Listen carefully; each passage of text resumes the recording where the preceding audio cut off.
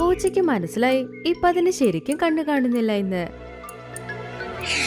അത് മരത്തിൽ കയറി പിന്നെ ദേഷ്യത്തിൽ പറഞ്ഞു, നീ എന്നെ അത്ര തല്ലിയില്ലേ, ഇപ്പൊ നോക്ക് ഞാൻ നിന്നെ എന്ത് ചെയ്യുമെന്ന്. അത് മിട്ടുവിനെ ആക്രമിച്ചു. പാവം മിട്ടുവിന് ഒരുപാട് പരിക്കേറ്റു. അത് കഴിഞ്ഞ എല്ലാ കുഞ്ഞു പറവകളെയും മുട്ടകളെയും അതെടുത്തു കഴിച്ചു. മിട്ടു പരിക്കുകളോടെ ആ ചിലയിൽ കിടന്നുകൊണ്ടിരുന്നു. എല്ലാ പറവകളും തിരിച്ചു വന്നതും കാണാതായി അവരുടെ കുഞ്ഞുങ്ങളെ നോക്കി അവരൊരുപാട് ഷോക്കായി. നമ്മുടെ മുട്ടയും കുഞ്ഞുങ്ങളും എവിടെ പോയി? അവരെ പൂച്ച തിന്നു. പക്ഷെ നീയുള്ളപ്പോൾ ഇതെങ്ങനെ സംഭവിച്ചു? നീ എന്താ തടഞ്ഞില്ല? ഞാൻ നിങ്ങളോട് നുണ പറഞ്ഞതാ എനിക്ക് കണ്ണു കാണുന്നില്ലെന്ന്. അപ്പോഴാ ഇരുന്ന സ്ഥലത്ത് എനിക്ക് ഭക്ഷണം കിട്ടുമെന്ന്.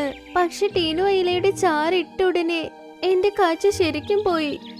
പക്ഷെ നിങ്ങൾ എന്നോട് ദേഷ്യപ്പെടരുത് എന്നാ എനിക്ക് കാഴ്ച വന്നെന്ന് നുണ പറഞ്ഞത്. ശരിക്കും ഇപ്പൊ എനിക്ക് കണ്ണ് കാണുന്നില്ല. അതുകൊണ്ടാ നിങ്ങളുടെ കുഞ്ഞുങ്ങളെ എനിക്ക് രക്ഷപ്പെടുത്താനായില്ല. മിട്ടു, നീ കാരണമാ ഞങ്ങളുടെ കുഞ്ഞുങ്ങളെല്ലാം ചത്തുപോയത്. മുട്ടയും നശിച്ചുപോയി. എല്ലാത്തിനും കാരണം നീയാ. എല്ലാ പറവകളും ഒരുമിച്ച് അതിനെ തല്ലാൻ തുടങ്ങി. അവരുടെ ദേഷ്യമെല്ലാം അവർ അതിനോട് തീർത്തു. അതിന്റെ ചിറകിലും ഇപ്പൊ നന്നായി പരിക്കേറ്റിരുന്നു. അതുകൊണ്ട് പാവം അതിന് മരത്തിലിരിക്കാനേ കഴിഞ്ഞില്ല.